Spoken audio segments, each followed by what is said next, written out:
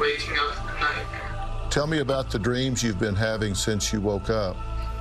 I've had dreams about the hospital staff, and I dreamed that I was worshipped religiously. Tell me about being... The family of a woman who was brutally murdered, police say, by the Florida frat boy now dubbed the Cannibal Killer, is speaking out after alleged killer spoke at length from his hospital bed about the videos in the voices in his head and what he says he remembers about that night in Tequesta. I saw a person named Daniel. I don't know if he was real or not, but he was a sketchy kid that was from my childhood.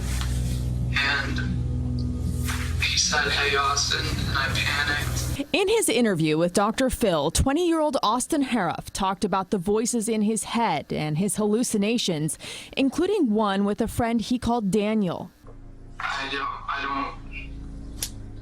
have some memory of what happened, but I don't remember how we got into the altercation.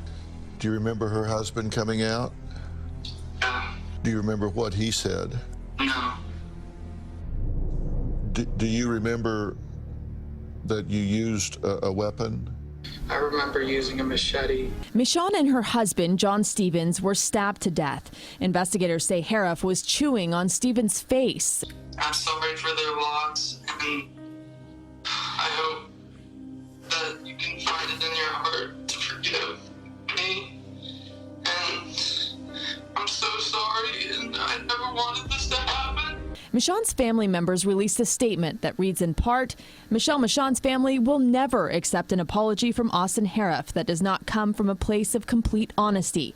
Austin Harroff's apology is not authentic. He takes no genuine accountability for destroying two families, and he offers nothing more than weak excuses and convenient selective memory. Harroff's defense also released a statement saying the interview was conducted without the knowledge and advice of his counsel. Quote, he was heavily medicated and suffering from shock and physical trauma after nearly dying from toxic fluids he ingested on scene and because of his mental illness. Austin was also treated for brain hematomas and other severe medical issues, which necessitated a near 2-month hospital stay. Critically, the facts are indisputable that upon admission to the hospital, Austin was actively psychotic.